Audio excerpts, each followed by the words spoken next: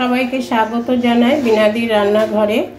আজ আমি রেসিপি করতে চলেছি পনির, দই পনির। কি কি উপকরণ লাগছে আপনাদের বলে দিই। পনির লাগছে, টক দই লাগছে, লঙ্কা বাটা, নুন, হলুদ, সাদা তেল আর পোস্ত বাটা।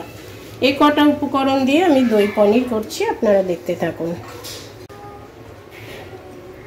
আমি প্রথমে সাদা তেল দিচ্ছি।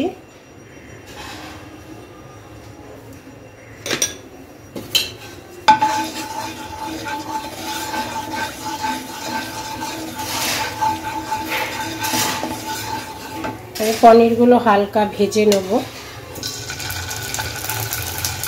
খুব বেশি ভাজবো না।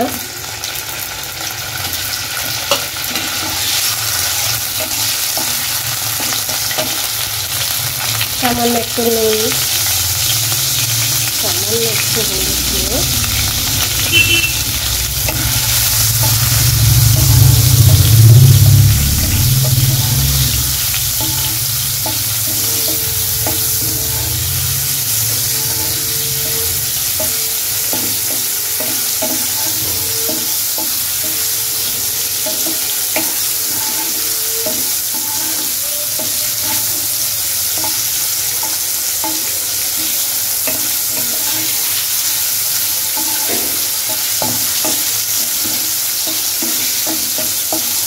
পনির আমার ভাজা হয়ে গেছে। পনিরটা আমি তুলে নেব।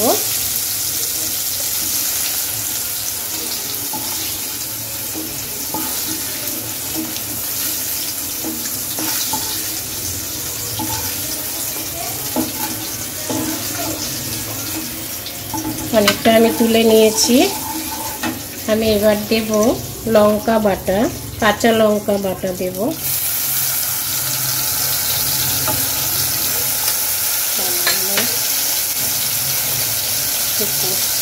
পোস্ত বাটা, খুব সুন্দর একটা গন্ধ ছাড়ছে বন্ধুরা।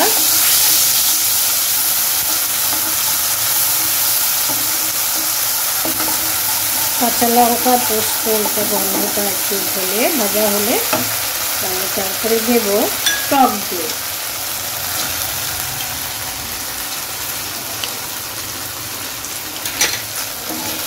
টক দইটাও একটু ভালো করে মিশিয়ে নিয়ে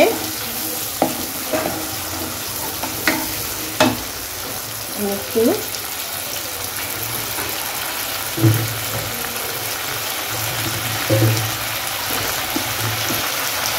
আমি 1 চামচ চিনি দেব।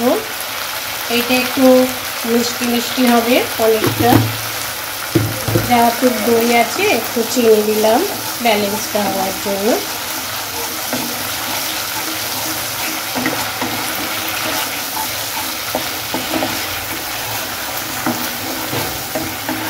খুব সুন্দর একটা গন্ধ ছাড়ছে।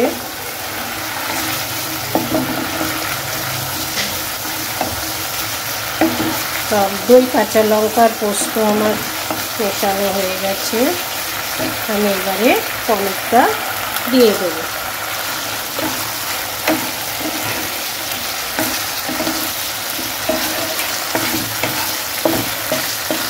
আমার মনে হলো 1 চামচ দই লাগবে, তাই আমি 1 চামচ দই এখানে অ্যাড করছি।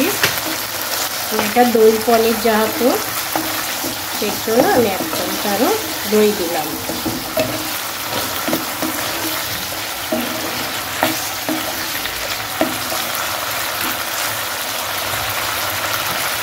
মিনিট দিয়ে একটু ঢেকে দেবো পনিরটা সেদ্ধ হওয়ার জন্য। 2 মিনিট পর আমি ঘুরে এলাম, দেখি দই পনির কীরকম হয়েছে, কতটা দেখে নিচ্ছি।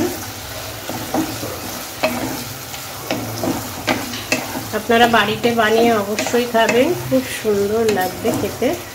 আমার দই পনির একদম রেডি। আমি একটু সামান্য ঘি দেব।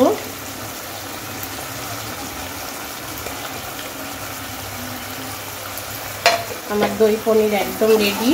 আমি এবার ঢেলে নেব।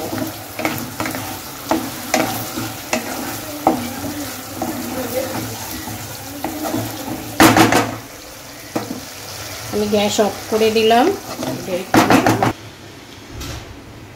এই দই পনিরটি আপনারা লুচি, রুটি, পরোটা সব কিছুর সাথেই খেতে পারবেন।